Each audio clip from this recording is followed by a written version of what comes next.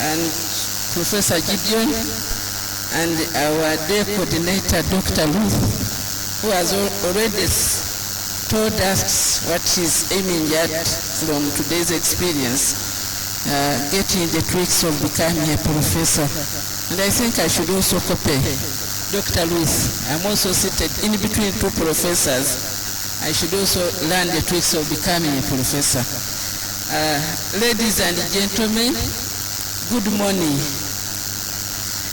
I want to take this opportunity to thank God that has made us, all of us, to be here today. And it is a great honor to stand before you today at this important international academic conference. I am particularly delighted that we gather under the theme of revolutionizing skills-based education and social economic transformation and employability. A theme that could not be more timely for Uganda as we strategically position ourselves within the means and fitting in the global village. Allow me to express my sincere appreciation to the organizers of this conference for the opportunity and privilege for me to deliver the keynote address.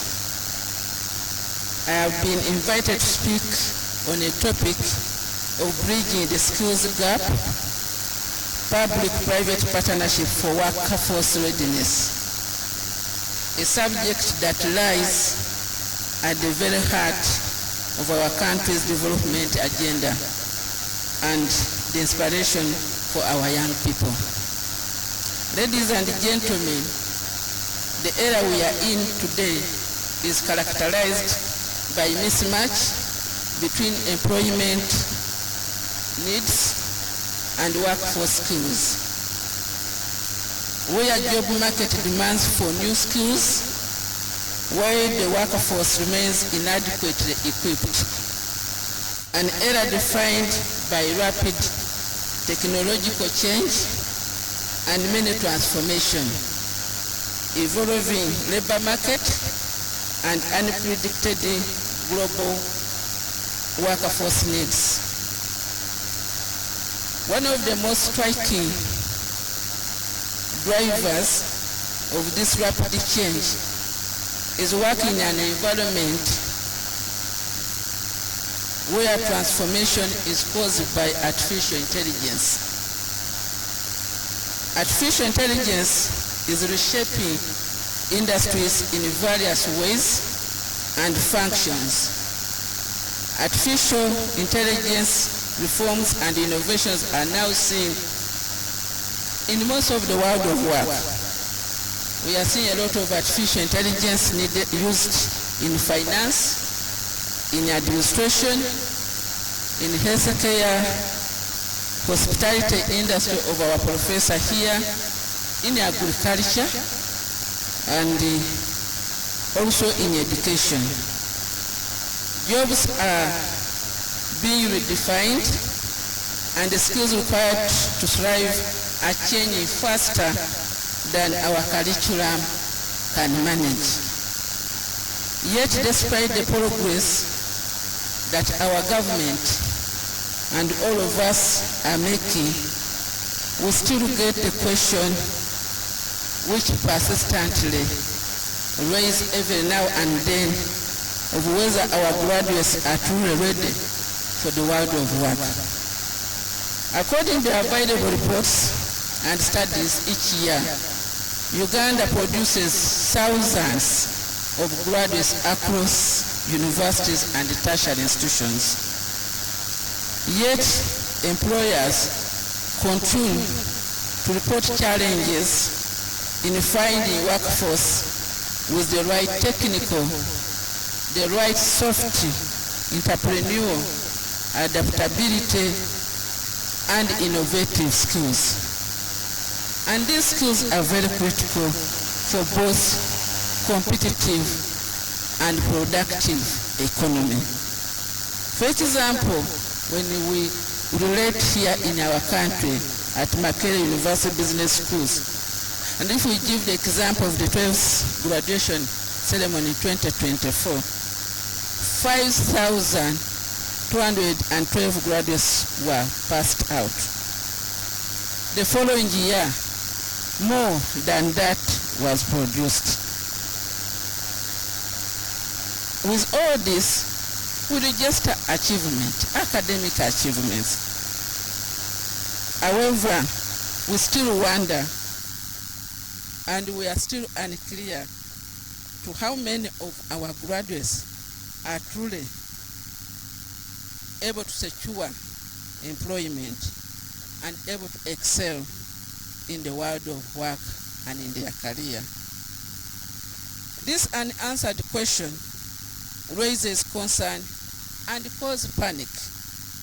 Panic not only to the leaders, but also to the youth themselves, because the persistent skills gap not only limit the ability of the younger people to excel in meaningful jobs, but also threaten the country's socio-economic growth, the country's productivity, and our global competitiveness. It causes reduced innovation, difficult in adapting to change, and increases employee turnover and increases the operation costs. Therefore, in the Ugandan context, what do we need to do? What do we require to do to bridge the skills gap?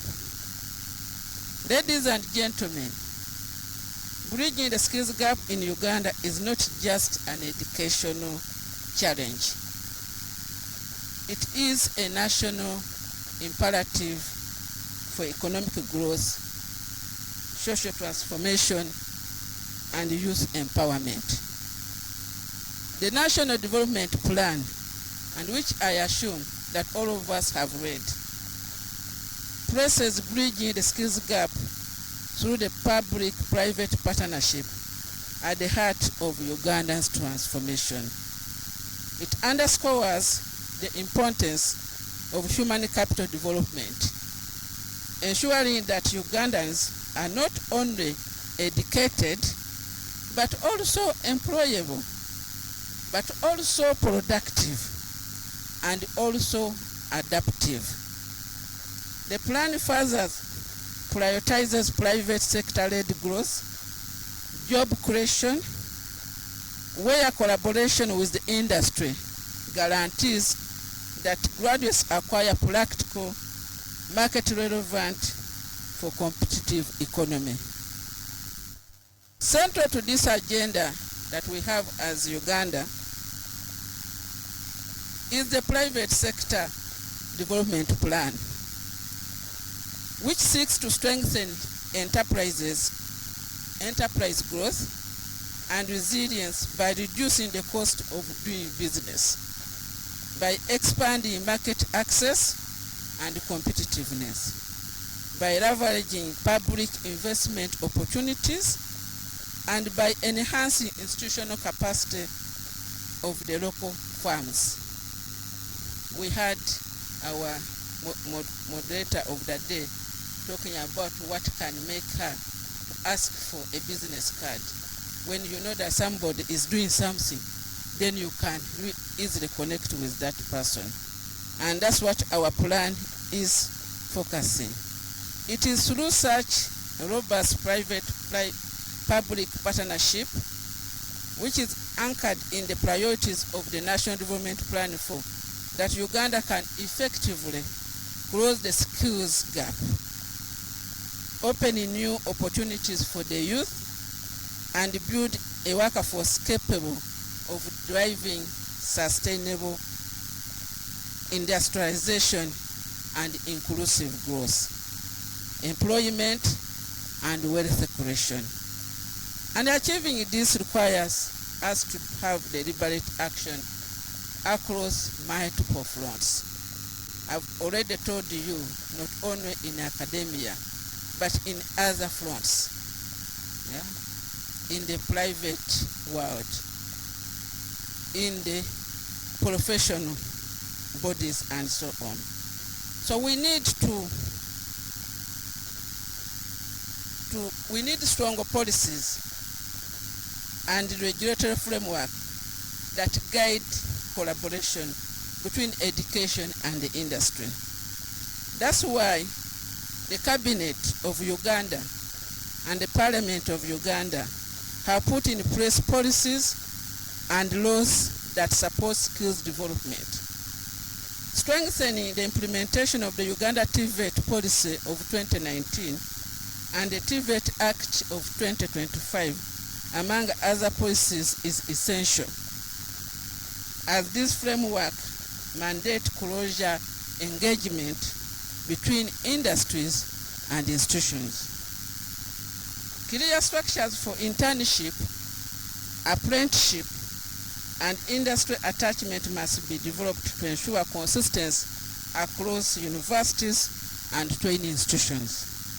Furthermore, we must attract the private sector through mechanisms such as tax reduction and formal recognition to actively invest in skills development partnership. The TVET Act 2025 created a TVET system with 3 arms. We have the regulatory arm, we have the assessment arm, and the delivery arm.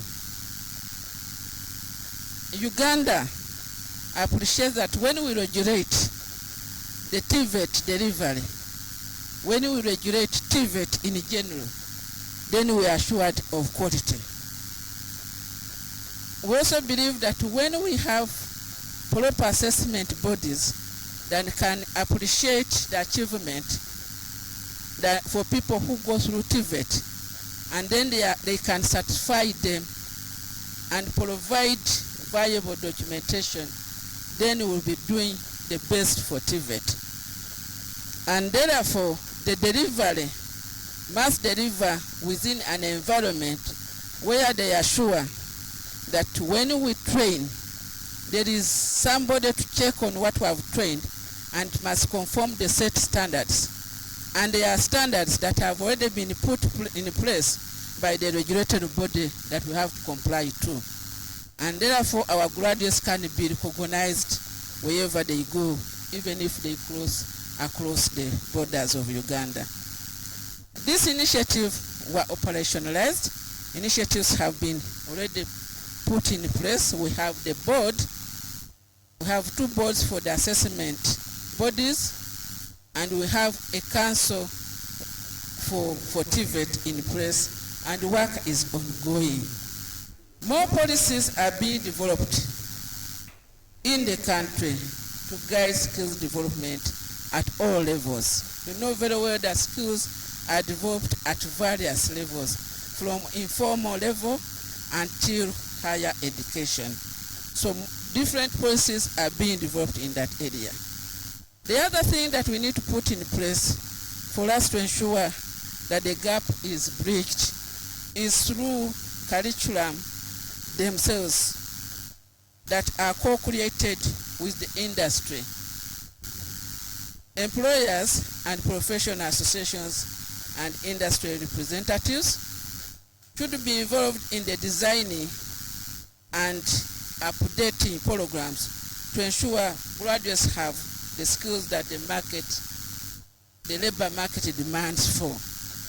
This means shifting from theory-based courses to hands-on competence-based education and training across universities and TVET institutions. Alongside technical expertise, students must develop soft skills such as teamwork, communication, and problem solving, which employers in Uganda consistently demand for and report lacking. With the reform ongoing in skills development, An expert committee, a skills expert committee, have been provided for to ensure that key stakeholders are involved in the formation and implementation of the curriculum. And going forward, these are the people that will be guiding the development of the curriculum. The other area that we need to look at, and very critical, is the component where we need to develop stronger linkages between academia and industry. Formal memorandum of understanding between universities and sectors from, for example, ICT companies and banks to hospitals, construction firms and oil and gas companies can create structured pathways for student management. Expanding innovation hubs and incubation centers like those of MOBS and Makerere University support the private sector to be part of skills development and mentor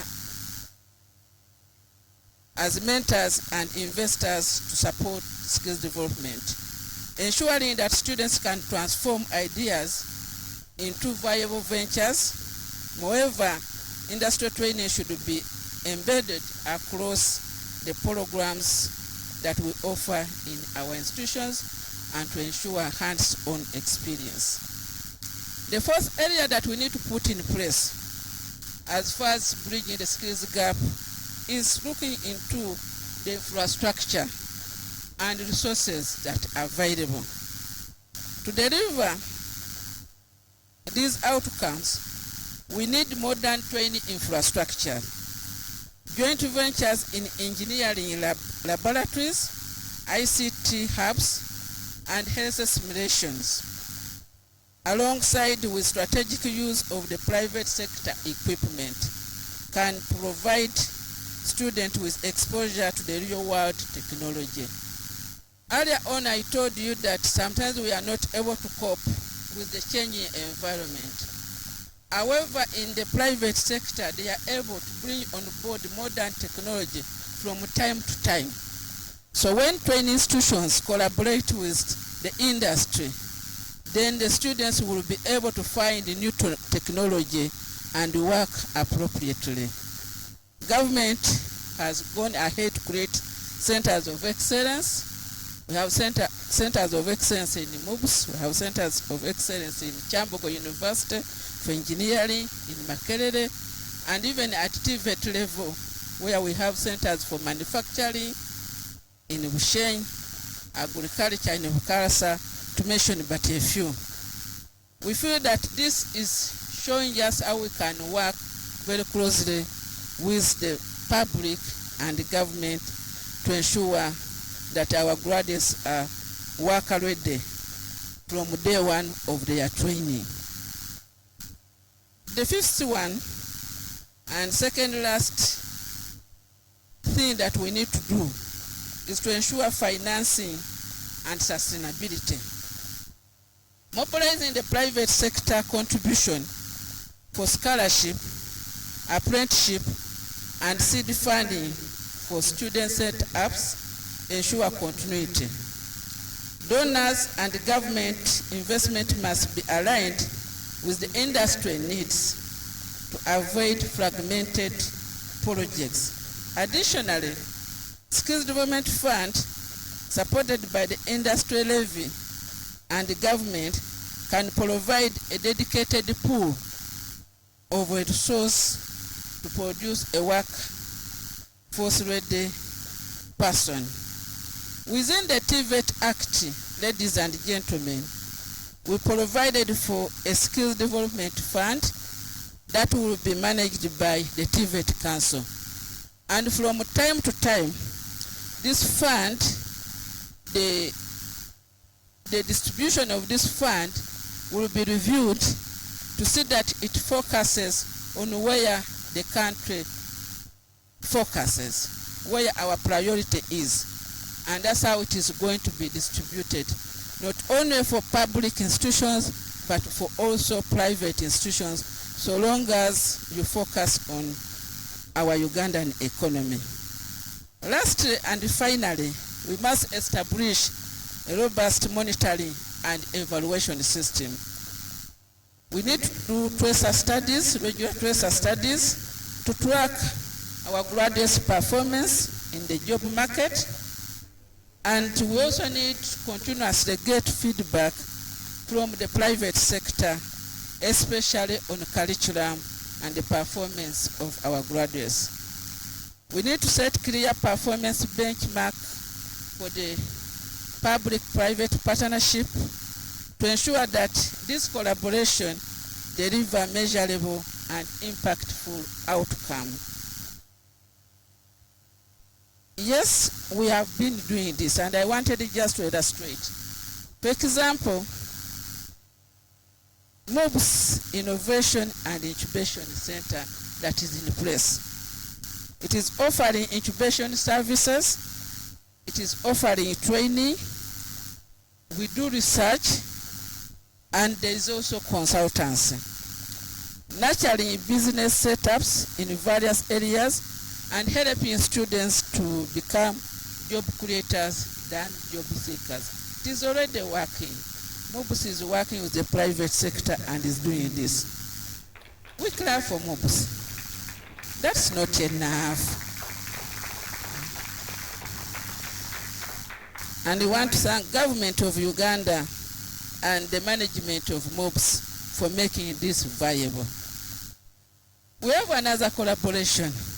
Of course, Makerere and Mulago are both public, but the partnership that is there between the medical school or the College of Health Sciences and Makerere University supports skills training for medical doctors. Students get real exposure when they go to the hospital, and they are up to date from ward 1 when they go for clinical rotation to appreciate how to manage patients. Another example that we have to appreciate is the collaboration between UPIC, Uganda Petroleum Institute, and the oil companies, the Total Energy and Sinop. They are working very closely to ensure that we deliver a world-class petroleum skill training through the structured public-private partnership.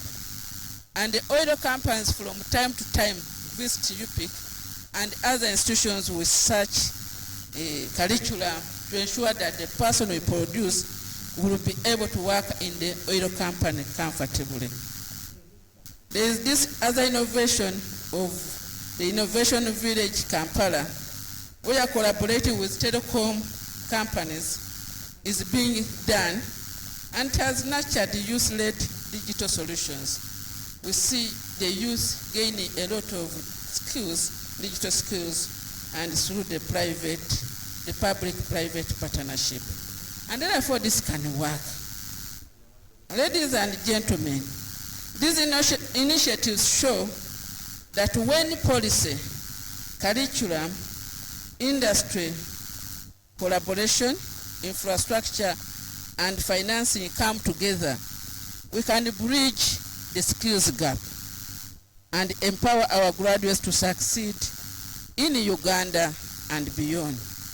Colleagues, after reflecting on what it takes to bridge the skills gap from policy to regulation and so on, the question we have, remember I asked earlier, that our graduates having the right skills. But now I want to pose another question. The other question that I want to pose is,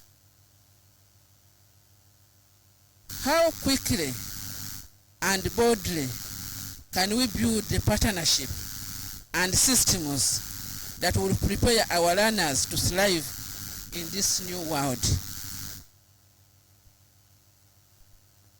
In a world where skills that were relevant yesterday are no longer relevant today. Let us commit ourselves, ladies and gentlemen, in the area of designing curriculum with the industry. Let us expand the internship and apprenticeship programs that our students don't learn from our universities lecture theater, but they learn from the world of work. If I'm doing a course in commerce, I should be in the bank and seeing what is being done in the bank.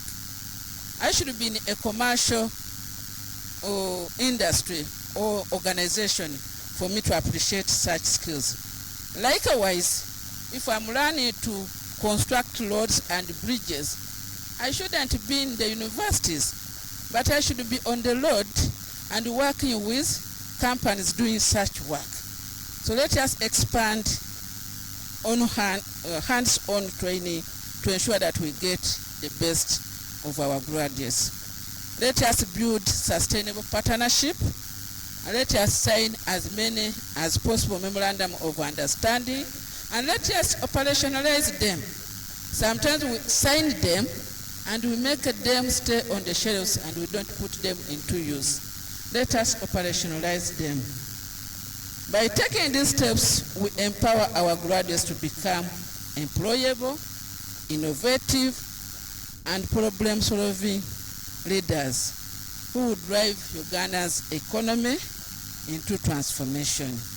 In conclusion, ladies and gentlemen, we, the academia that are here, we, the policymakers that are here, and we, the private sector that are gathered in this room today and beyond, we have both a responsibility and a privilege to shape our workforce for tomorrow. I urge you to leave this conference not only with ideas, but with a commitment to collaborate and to partner to ensure lasting solutions for our country.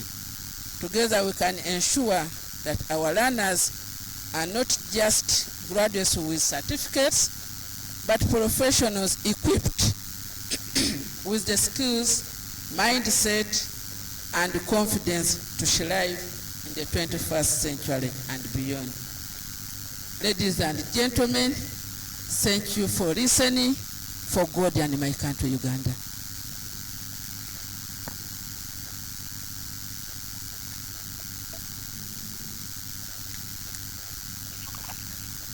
Thank you very much. I would like to invite Professor Gideon to come and give a vote of thanks to the keynote speaker. Professor Gideon.